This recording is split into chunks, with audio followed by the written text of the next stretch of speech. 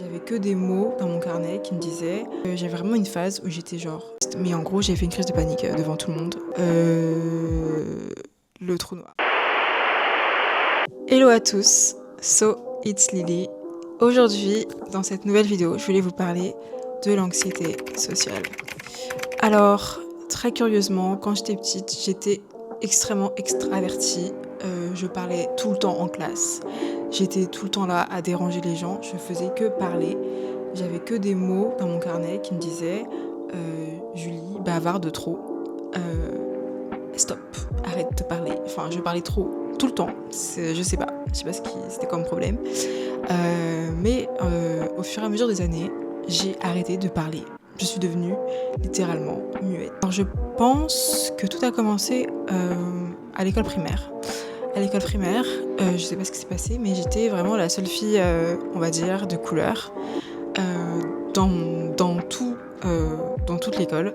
Et je me prenais souvent des remarques sur mes coiffures, sur ma couleur de peau. On me disait, toi, t'es chocolat au lait, moi, je suis chocolat blanc. Enfin, des trucs de gamin, quoi. Et en gros, je me sentais vraiment seule. Je sais pas, je foutais le seum aux gens d'exister, je sais pas. Et j'avais vraiment une phase où j'étais genre seule, tout le temps seule. Très peu d'amis, même au collège. Et surtout au collège. Surtout au collège. Et en plus, j'ai déménagé plusieurs fois, ce qui n'a pas aidé. Parce que en général, quand on déménage, on est la petite nouvelle. Et surtout, si on se sentait pas bien dans l'autre collège où on était avant, ça ne va pas s'améliorer dans notre collège. En tout cas, pour moi, ça ne s'était pas amélioré, c'était encore pire. C'était assez compliqué. J'étais souvent seule, je passais les récréations toute seule. Vraiment pauvre de moi. C'était vraiment pas facile. Je rigole là, mais c'était pas facile du tout. J'ai vraiment détesté mes années collège. À part peut-être la 6e et la 5e, le reste c'était horrible. Par exemple, j'avais vraiment peur de parler en classe. J'avais peur de parler, d'avoir de lever la main. J'étais la fille au fond de la classe qui ne parle pas. Je mettais même mon écharpe autour de mon cou pour ne pas parler. Parce que vraiment, je voulais, si je pouvais disparaître, j'aurais disparu, littéralement. Et du coup, quand j'ai déménagé dans ce collège-là, ça se passait très mal.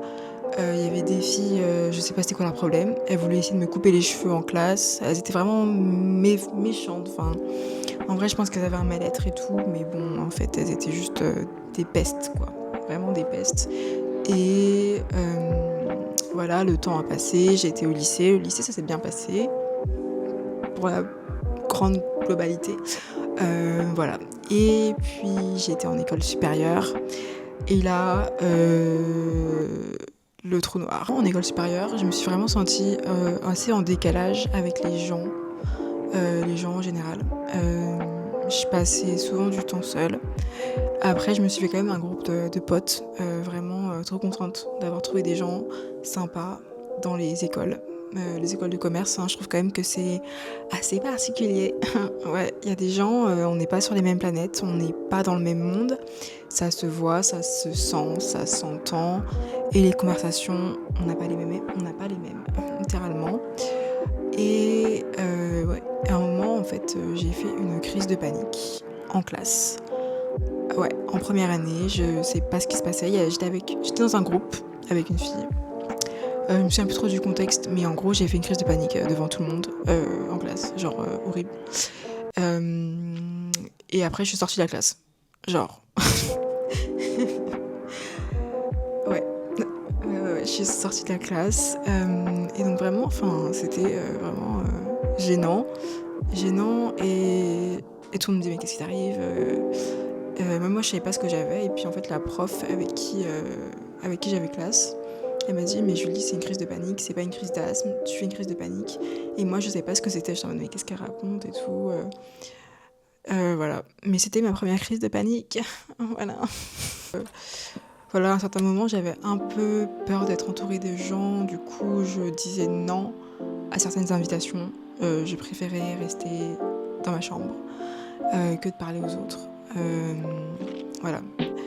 Et ça a duré un certain temps jusqu'à ce que je parte en Corée du Sud. Et là, je me suis vraiment ouverte au monde, aux gens. et j'étais beaucoup plus moi-même. Voilà. Et je me sentais vraiment bien. Et je pense que ça m'a également vraiment beaucoup aidé pour sortir de ce truc qu'on appelle l'anxiété sociale. Mais l'anxiété sociale, c'est une peur intense qui est associée, je suis en train de lire, qui est associée à une certaine activité sociale ou à des situations de performance où la personne est susceptible d'être observée par autrui. Voilà. Une peur d'être observée, une peur d'être jugée, une peur d'être vue, une peur d'exister littéralement. Et donc on se cache des autres, on se cache des gens, on cherche à être invisible en fait, le plus invisible possible, mais comme si en fait on voulait carrément ne pas exister quoi, ce qui est assez fou. Ouais, c'est quelque chose quand même que je trouve assez particulier et je sais pas pourquoi en fait j'étais comme ça. Mais je pense que j'ai quelques éléments de réponse. Vraiment, j'aimerais bien savoir pourquoi ce sentiment d'anxiété sociale, enfin même le sentiment d'anxiété quand on doit faire des appels. Pourquoi est-ce qu'on est comme ça? Pourquoi on a peur à ce point-là d'être en live, de parler à quelqu'un, d'être soi-même en fait. Et en fait c'est complètement paradoxal parce qu'on passe nos vies sur les réseaux sociaux à regarder des choses et tout, mais en fait on a tellement peur d'être vu d'une certaine manière. Je ne comprends pas trop. C'est quand même une interrogation cette génération, je trouve. Je pense que le fait d'être anxieux, quelles sont les causes? C'est le fait d'avoir vécu des rejets au sein de sa vie.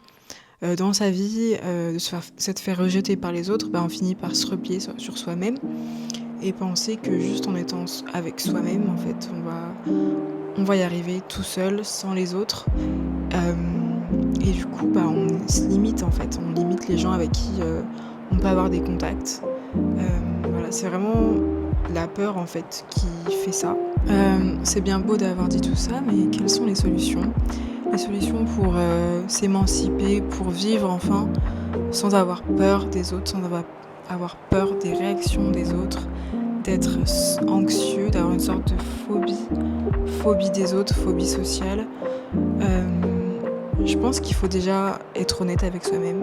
Il faut se rendre compte déjà qu'on a ce trouble, qu'on bloque les choses, qu'on bloque les gens, qu'on évite de participer à certaines choses qui nous rendent avec des autres personnes donc sociables.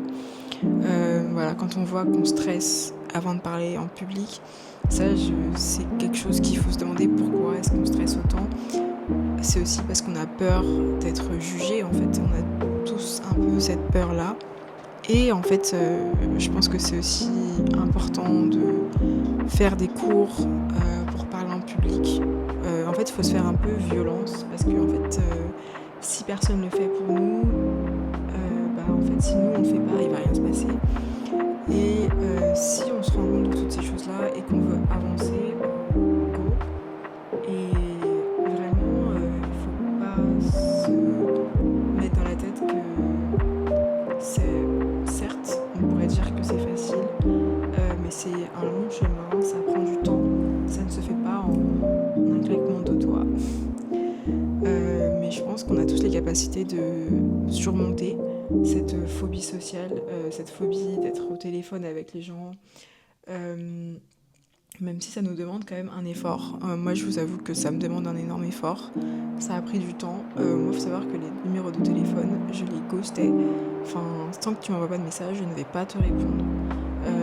Parce que j'avais cette phobie, en fait, d'être au téléphone avec les autres. Voilà, d'aller consulter, d'aller voir un psy. Et voir un psy, c'est pas grave, hein. On a tous besoin d'aller voir un psy, notamment tout le monde, en fait. Moi, je pense que tout le monde devrait aller voir un psy.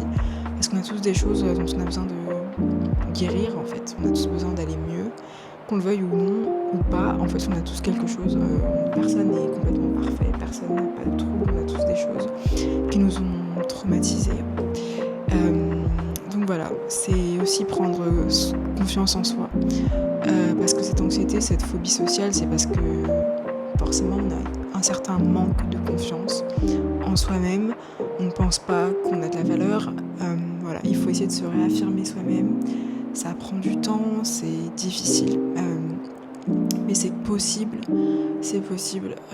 voilà, on a tous de la valeur et, voilà, si c'est dans ce cas-là, voilà, je vous invite à prendre quelques pas au fur et à mesure, quelques steps, on va dire, parce que ça va pas se faire d'un coup, hein, du jour au lendemain, vous n'allez pas devenir un grand orateur comme je ne sais qui, mais vraiment c'est petit à petit, vous faites des petits pas et voilà, vous allez essayer d'aller vers les gens, voilà, une personne, je sais pas, vous êtes dans une soirée, vous n'osez pas parler, faites-vous un challenge, enfin c'est ce que je faisais, je me faisais des petits challenges pour aller parler aux gens, voilà, c'est des petites étapes comme ça. Même prendre la parole dans des réunions, prendre la parole, en fait, donner son avis, c'est des choses qui peuvent se faire vraiment petit à petit. Voilà, et même si vous n'y arrivez pas du premier coup, c'est pas grave, on recommence, on n'est pas là pour être parfait, la vie ce n'est pas une course. Prenez votre temps et travaillez sur vous-même et vous verrez les résultats en fait. Voilà. Donc voilà, c'était un petit peu mes tips et un peu tout mon overview sur ce sujet-là qui, je pense, affecte pas mal de gens. Surtout dans l'ère des réseaux sociaux, on est tous collés à notre écran et on a du mal à être avec les autres. Et moi, en premier, voilà, je suis quelqu'un qui essaye de gérer son stress, de parler aux gens, d'être devant une caméra, de s'exposer en fait, d'exister.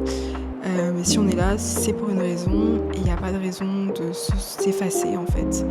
Et c'est pas les expériences qui vous avez subi, les choses qui vous ont fait du mal, les gens qui vous ont fait du mal, en fait c'est pas ça qui fait ce que vous êtes. Vous êtes beaucoup plus que ça. Et vraiment c'est quelque chose à se rappeler pour essayer de sortir de ce climat de peur et de phobie sociale, de phobie des gens. Voilà, après moi je tiens à préciser, je ne suis pas un psychologue, je ne suis pas thérapeute, je donne juste mes expériences et quelques tips qui sont tirés de mes expériences personnelles. Voilà, n'hésitez pas à liker, vous abonner, voilà. Et puis à la prochaine.